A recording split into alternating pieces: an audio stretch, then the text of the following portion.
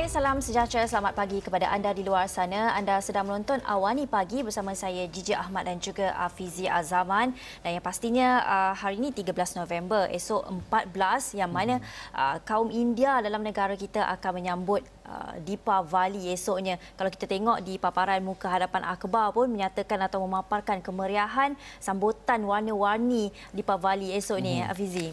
Ya, betul tu. Dan sudah pasti dapat anda saksikan di akhbar NST, Let There Be Light. Biarkan ada cahaya walaupun di dalam kegelapan pandemik COVID-19 ini. Itulah yang menjadi muka harapan NST sekarang ini kalau boleh kita paparkan. Dan dalam masa yang sama juga, ia juga mengingatkan kepada kita semua supaya patuhi segala perintah kawalan pergerakan PKP dan juga PKPB serta PKPP, dan difahamkan kita tahu sekarang ini semua negeri di Semenanjung kecuali Perlis, Pahang dan juga Kelantan sedang menjalani perintah kawalan pergerakan bersyarat PKPB, manakala negeri di Sabah juga dalam masa yang sama menjalani PKPB kecuali Sarawak. Tapi dalam masa sama kita juga perlu berhati-hati supaya mereka yang berada di kawasan merah tidak melintasi ataupun berkomunikasi dan berinteraksi dengan mereka yang berada di zon hijau, supaya kita tak mahu negeri yang berada di zon hijau, kawasan yang ada di zon hijau mengalami peningkatan kes jangkitan COVID-19 sekaligus membuatkan kita sukar untuk membendung gelombang ketiga ini.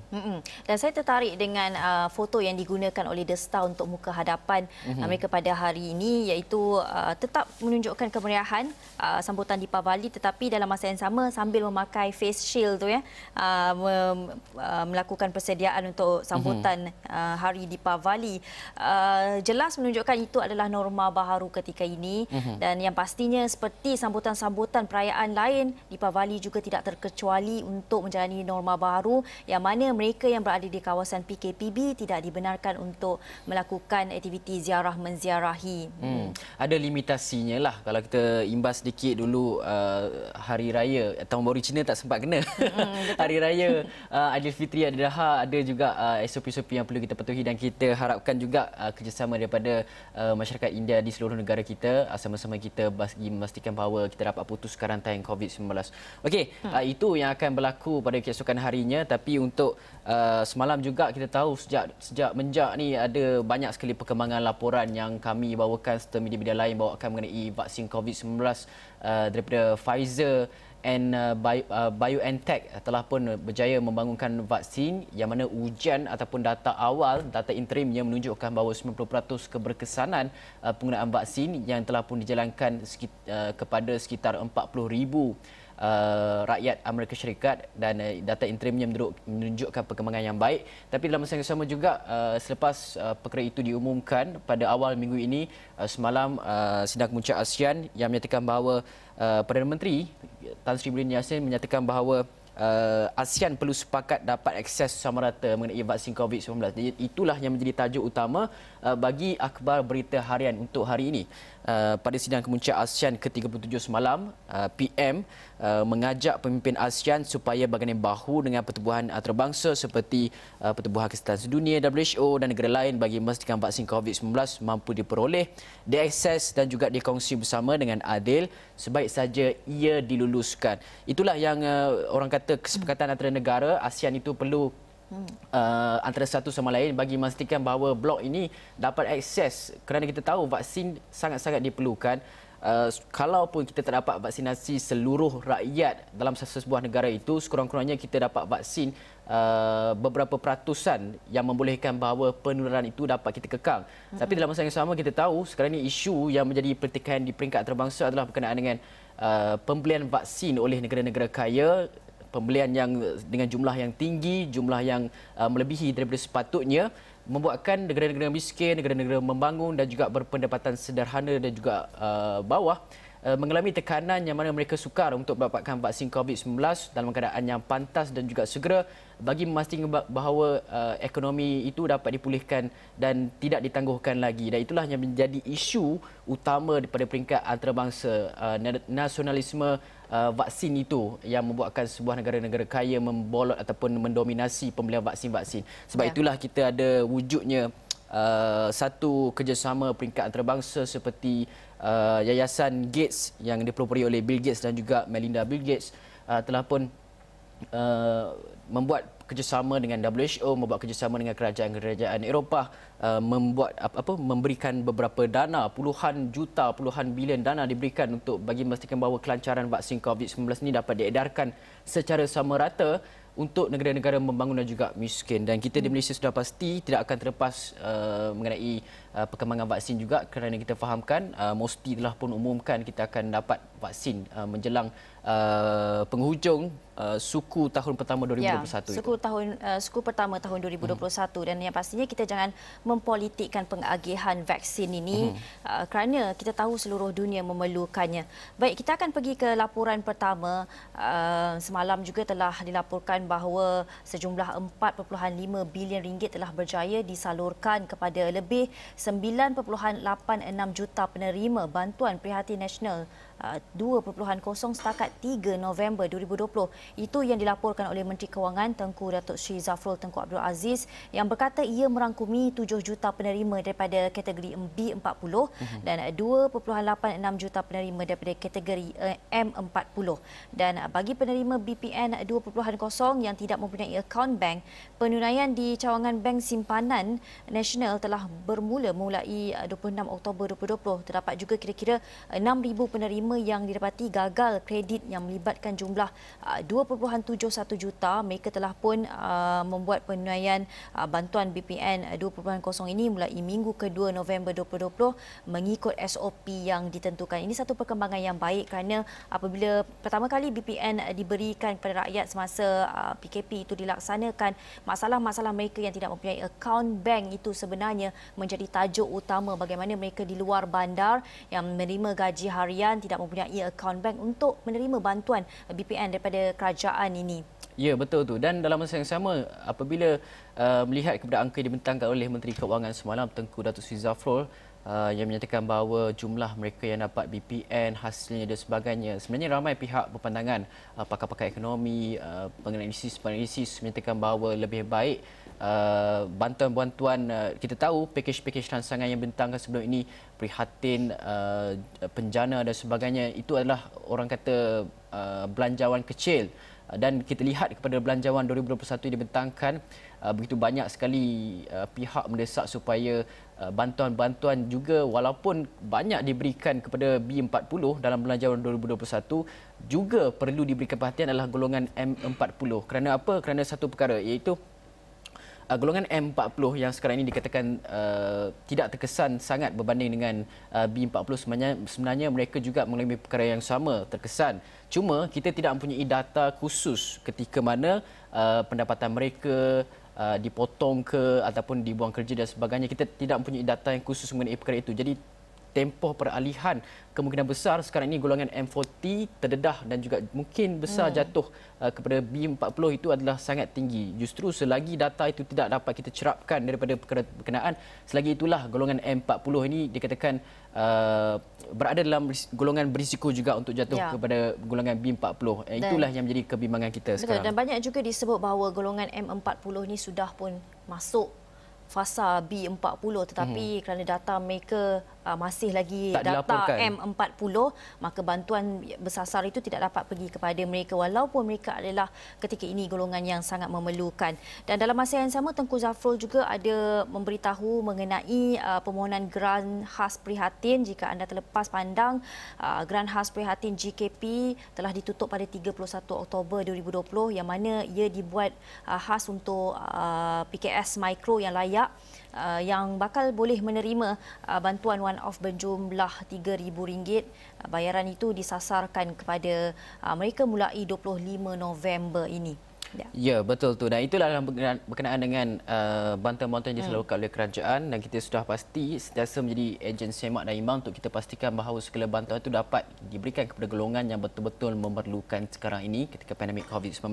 Dan dalam masa yang sama juga kita menerima beberapa berita. Hari ini ada berita-berita yang orang kata membimbangkan, Gigi. Dan kita lihat semalam kita di kawasan PKPD Medan 88 ada isu tertentu yang telah pun dinyatakan, iaitu seramai 400 penduduk gagal dikesan. Dan itu adalah kenyataan dimaklumkan oleh Pengerusi Jawatankuasa Pengurusan Bencana Daerah Sepang, Muhammad Zain A. Hamid, dalam sidang media semalam. Beliau menyatakan bahawa beliau mengambil contoh pengalaman melaksanakan PKPD dihentian di Kajang sebelum ini. Apabila kepungan dibuat pada tengah malam bermula 1 pagi, penduduk yang balik kerja lebih awal dan lambat penduduk yang balik awal mereka akan disaring. Tapi penduduk di depan kita keluar begitu sahaja. Jadi apabila PKPD Medan 88 ini dilaksanakan, penduduk dapat tahu lebih awal perkara sama berulang. Akibatnya kita sasarkan sehingga 700 hingga 800 penduduk yang tidak dapat dikesan seramai 400 orang. Sebagai itu, beliau meminta penduduk terbabit menghubungi pejabat kesihatan daerah Sepang bagi menjalani ujian saringan COVID-19. Itu yang menjadi isu di daerah PKPD Medan 88 di Salak Tinggi berkenaan. Dan KKM juga menyarankan supaya mereka yang gagal dikesan tolonglah tampil untuk menjalani ujian saringan COVID-19 kerana kita tahu setiap kawasan di PKPD itu apabila diarahkan jalani ujian saringan COVID-19, ujiannya adalah percuma. Tak kira warga negara, ujiannya adalah percuma kepada semua sekiranya terpaksa menjadi ujian saringan COVID-19. Jadi kita nak dengar sikit kata-kata daripada dua individu yang kita akan teruskan roll straight saja daripada Tan Sri Dr. Nishan dan juga Menteri Pertahanan Datuk Seri Ismail Sabri. Memang betul kalau kita umumkan terlalu awal, mungkin ada orang yang akan bergerak dan juga meninggalkan kawasan tersebut. Tetapi mungkin ada juga yang terperangkap kalau kita duduk situ. Contohnya mereka duduk di hotel dan sebagainya akan perangkap untuk 14 hari. Tapi apa yang pasti ialah kita nasihatkan mereka untuk tampil ke depan untuk saringan. Kerana saringan yang diberikan oleh Kementerian Kesihatan adalah percuma. Tetapi kalau mereka menjalankan saringan sendiri, mungkin akan mereka terpaksa bayar yuran saringan tersebut lebih kurang RM300. Tapi yang ini ditanggung oleh Kementerian Kesihatan. Dan kita dapati ada ramai pekerja-pekerja asing di situ. Pekerja asing yang ada iaitu yang padi, iaitu dengan izin, tak ada masalah, mereka tak lari sebab kita membantu mereka menjalankan saringan. Kalau mereka laksanakan saringan sendiri, mereka kena bayar RM300 contohnya lah. Tetapi yang kita rasa yang lari daripada kawasan tersebut lebih mudah kepada PDRM kerana kita boleh kesan melalui majikan. Kita dah putuskan tindakan bukan saja boleh diambil kepada pekerja-pekerja yang lari, tetapi majikan yang bersebahat pun kita mesti ambil tindakan. Kerana dia menyusahkan dari segi pihak penguasa, malah boleh membahayakan nyawa orang lain. Ya, bagi mereka di luar sana, anda perlu tampil kerana ini adalah keselamatan ke semua pihak. Ya. Kerana dalam masa yang sama, kita perlu ambil tindakan ini atas dasar kewaspadaan. Kerana dalam masa yang sama, kita nak lihat adakah anda bergejala. Dan jadi jika anda adalah antara mereka yang belum lagi membuat saringan itu, perlulah tampil. Dan seperti yang Afizi katakan, saringan itu adalah percuma. Ya, kita tahu lepas tu anda perlu menjalani PKPD. Dan kita harapkan kali ini kerajaan berikan betul-betul tumpuan untuk berikan bantuan yang sepatutnya kepada mereka kerana mereka perlu hentikan sekejap pergi ke kerja tu kalau menjalani PKPD tu. Tapi dalam masa yang sama, ia adalah demi keselamatan dan kesihatan anda di luar sana. Ya, dan apa yang menjadi isu adalah komunikasi kepada warga asing. Kita tahu kawasan yang dikenakan PKPD di Medan 88 ini kebanyakannya adalah di situ banyak kilang-kilang, banyak perusahaan yang pekerja-pekerja mereka adalah warga asing. Jadi apabila PKPD dilaksanakan, warga asing ini mereka adalah golongan yang antara golongan yang dikatakan terpinggir disebabkan oleh tak dapat pergi kerja dan sebagainya. Dan dalam masa sama mereka juga tinggal dalam satu rumah yang dikatakan sempit dan sebagainya dan tidak dapat mengamalkan penjarakan fizikal. Dan dalam masa yang sama juga mereka ini, saya pernah berbual dengan salah seorang warga asing di luar sana yang menyatakan bahawa mereka paling risaukan adalah sekiranya berlaku PKPD di kawasan tersebut. Sebab apa? Sebab mereka tidak dapat pergi bekerja dan banyak di antara mereka ada yang gaji hari dan sebagainya.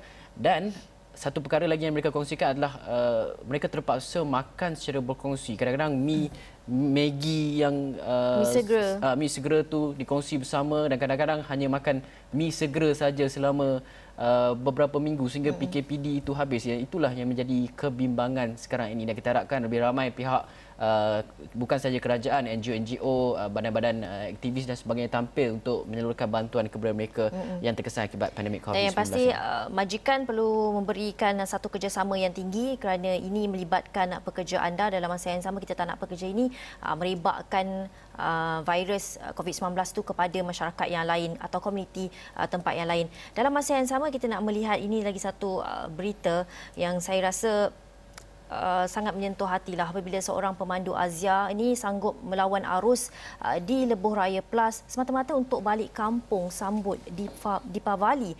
Dan gara-gara ingin mengelak sekatan jalan raya di Plaza Tol Sungkai, seorang lelaki nekat memandu melawan arus hingga mengakibatkan kemalangan di kilometer 355 Lebuh Raya Utara Selatan arah utara dekat Bidor.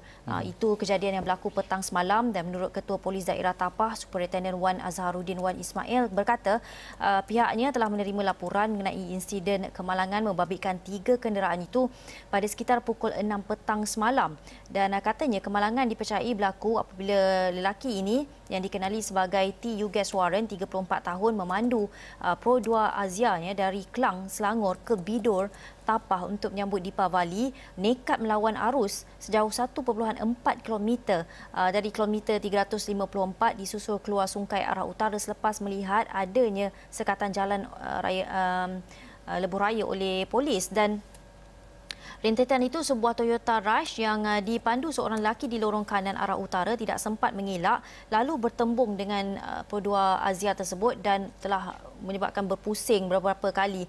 Dan kebetulan sebuah lori trailer yang membawa muatan sarung tangan juga tidak sempat mengelak lalu telah melanggar Pro 2 Azia itu. Bagaimanapun ketiga-tiga pemandu tidak mengalami kecederaan dan polis berkata Pro 2 Azia itu telah ditahan di rumahnya di Bidor kira-kira pukul 11 pagi ini dan akan disiasat mengikut Seksyen 42-1 Akta Pengangkutan Jalan 1987.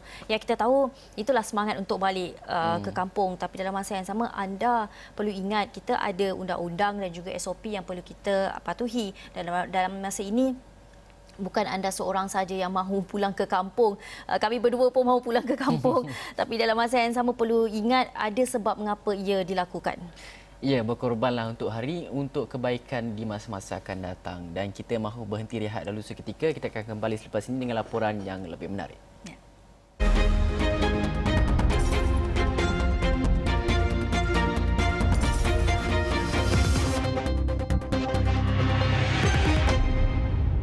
Ya, bertemu lagi dalam Awani Pagi. Kita bawakan ini perkembangan kes COVID-19 dalam negara yang mana semalam mencatatkan 919 kes baru dan ada 1 kematian. Dan menurut KKM, sekarang ini jumlah kumulatif kes adalah 43,791 kes dan manakala jumlah kes aktif dengan keboleh jangkitan COVID-19 adalah 11,419 kes. Dan daripada 919 kes itu, 3 adalah kes import yang melibatkan 2 warga negara Malaysia, seorang bukan warga negara yang telah tiba dari Indonesia iaitu 1 kes, Nigeria dan juga Arab Saudi masing-masing 1 kes. Dan kalau kita tengok bilangan kes pulih juga tinggi iaitu 996 kes. Dan daripada maklumat terkini itu kita boleh lihat kes kematian itu melibatkan seorang lelaki berusia 66 tahun bukan warga negara Malaysia yang meninggal dunia di Hospital Tawau. Dan Negeri Sabah mencatatkan sebanyak 319 kes baru daripada keseluruhan kes positif semalam dan negeri-negeri di Lembah Kelang pula mencatatkan sebanyak 224 kes.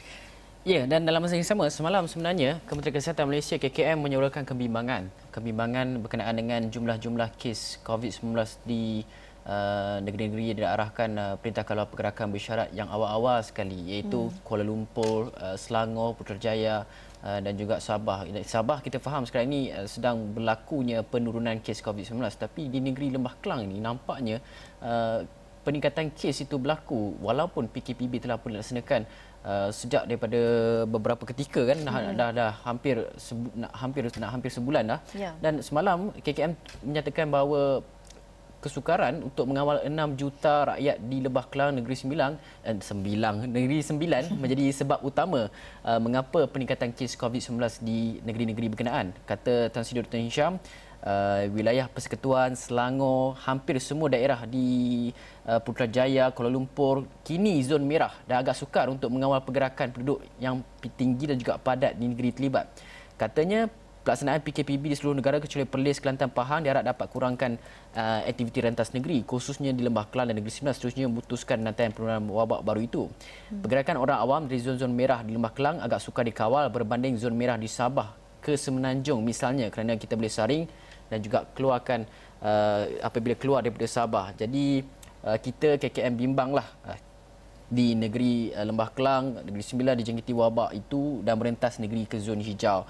Itulah yang kita bimbangkan sekarang ini. Sekarang ini Gigi, kawasan di daerah sekitar kita ini telah pun berada dalam zon merah dan kita harapkan tidak berlaku rentas negeri. Kalau tak ada keperluan apa-apa, tak payahlah rentas negeri sebab kita akan membawa virus itu kepada golongan-golongan rentan, golongan-golongan berisiko, mak bapak kita kat kampung yang dah warga emas dan juga mereka yang mungkin ada penyakit-penyakit kronik yang lain. Ini risiko kematian mereka adalah tinggi akibat COVID-19.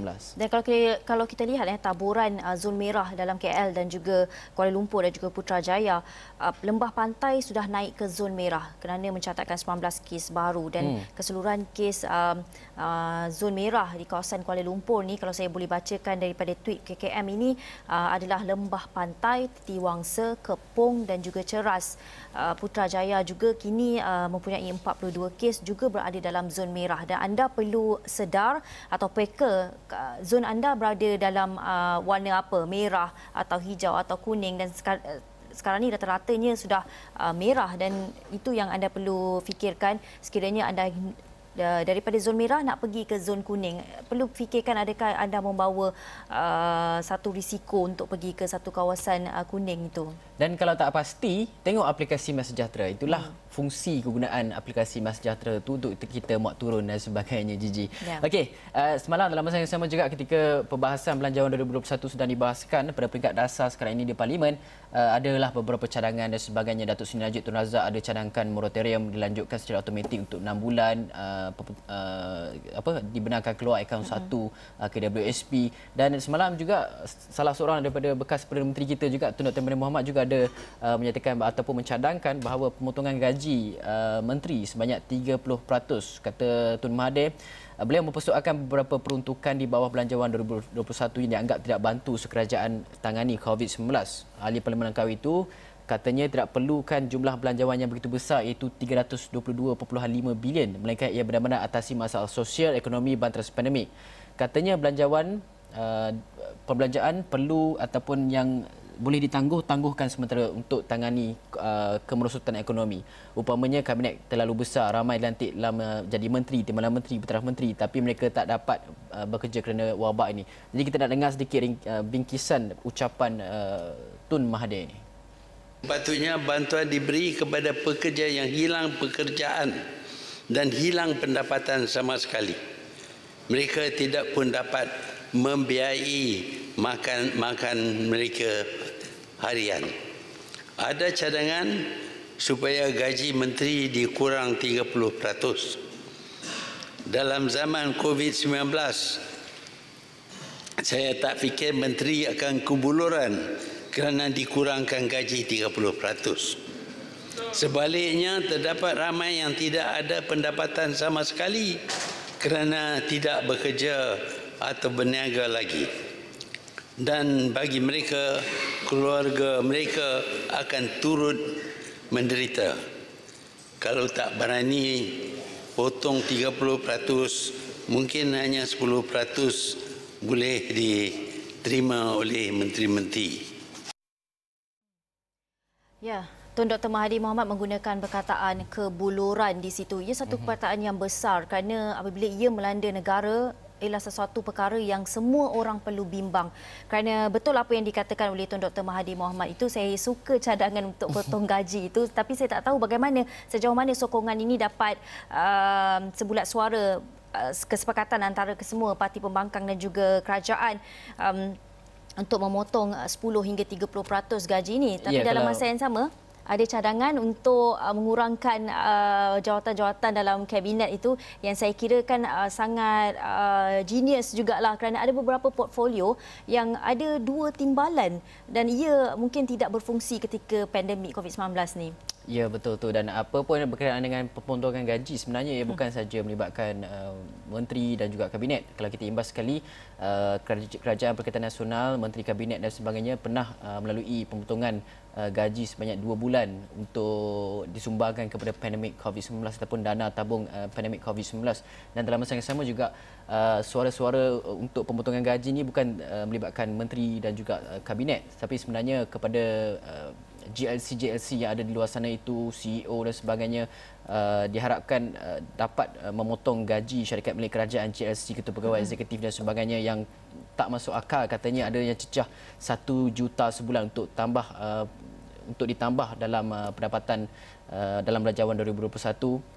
Itu yang menjadi kenyataan daripada pakar ekonomi Dr. Muhammad Abdul Khalid yang menyatakan bahawa belanjawan 2021 ini sukar untuk semua pihak, terutama menteri dan juga CEO GLC, dan perlu berkorban untuk bantu memulihkan ekonomi negara. Itu antara cadangan-cadangan yang dicadangkan, sama ada dapat sokongan ataupun pemindaan dalam belanjawan 2021 itu akan dibuat ataupun tidak, masih lagi belum kita dapat pastikan kerana perbahasan sedang berjalan di Parlimen sekarang. Dan apapun kita harapkan yang terbaik mendapatkan terputus untuk belanjawan 2021 ini, yang penting adalah kesejahteraan rakyat. Kita tidak mahu rakyat sehingga kebuluran menderita kerana kepentingan setengah pihak. Dan itu saja yang boleh kita bawakan di Awani Pagi ketika ini. Dan dengan itu saya Jijik Ahmad. Saya Hafiz Zaman. Assalamualaikum warahmatullahi wabarakatuh. Bye.